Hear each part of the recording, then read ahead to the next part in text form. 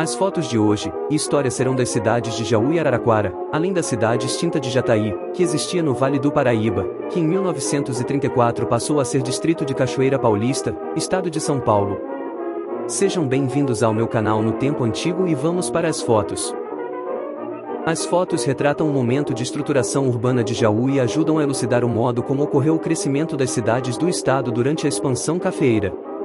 Jaú é um dos núcleos mais antigos de São Paulo, sua fundação remonta às bandeiras que buscavam metais no interior de Goiás no século XVIII. O povoado desenvolveu lavoura de gêneros alimentícios, depois pecuária, cana-de-açúcar e por fim o café, que trouxe grande pujança. O centro urbano de Jaú foi planejado a partir de terrenos doados por Francisco Gomes Botão e Manuel Joaquim Lopes, em 1853. No ano seguinte, tornou-se freguesia do município de Brotas. Alcançou sua autonomia em 1866, com a elevação à condição de vila. Em 1889, obteve a categoria de cidade. O processo em que constam as fotos de Jaú traz um recurso interposto junto ao Senado do Estado por munícipes contrários à cobrança de novos tributos municipais. Encabeçado por Domingos Pereira de Carvalho, foi assinado por diversos moradores. O recurso questionava a legalidade da taxa de viação urbana e do imposto sobre os prédios, estabelecidos pela Lei Municipal de Jaú 222, de 28 de outubro de 1912. A lei determinava a cobrança de tributo sobre o metro linear de muros dos terrenos. Parágrafo 1º. Casas de moradia, armazéns, depósitos, garagens, etc., R$5. Parágrafo 2º. Casas de moradia, armazéns, depósitos, garagens, etc., interdictados, R$10.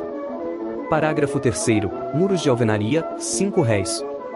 Parágrafo 4º. Cercas de madeira ou arame, quando permitidos, R$6.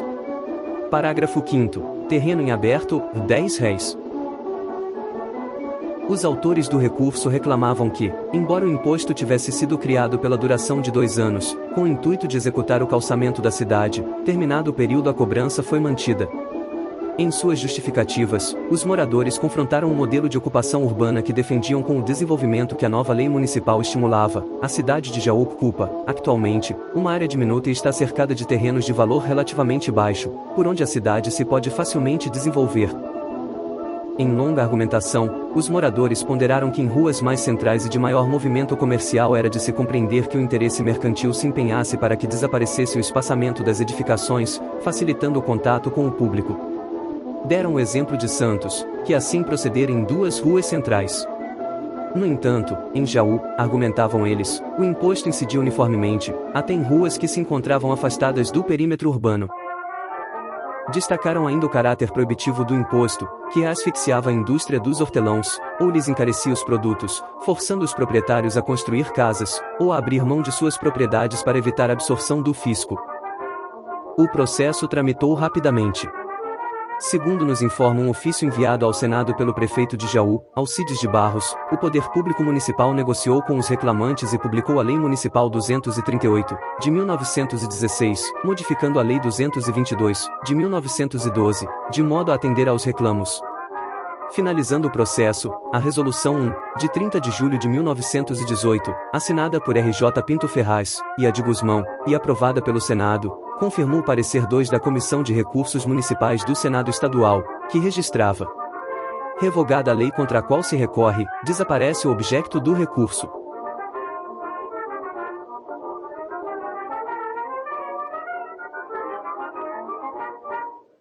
Fotos comparativas.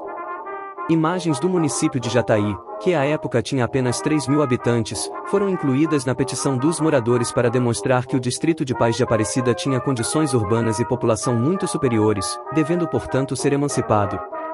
Jataí ganhou a condição de município em 1887. No entanto, perdeu-a em 1934, quando passou a distrito de Cachoeira Paulista.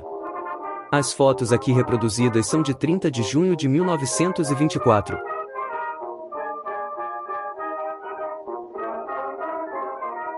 Impostos em Araraquara.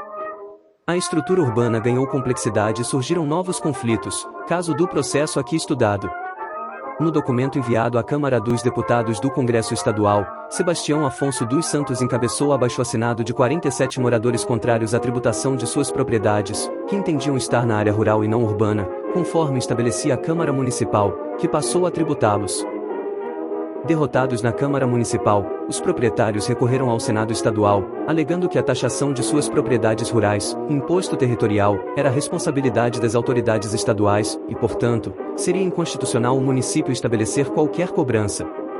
A iniciativa originou o recurso 11, de 1926, do Senado Estadual de São Paulo, que pedia a suspensão da Lei 43/1926 do município de Araraquara. O recurso foi acompanhado de diversos documentos, entre eles um certificado do coletor estadual atestando que os proprietários se encontravam quites com o imposto territorial e um quadro comparativo entre a taxação do imposto predial de Araraquara e a de outras cidades do interior paulista, do mesmo grau de adiantamento e progresso, demonstrando o caráter francamente proibitivo dos impostos criados pela Lei 43/1926 de Araraquara.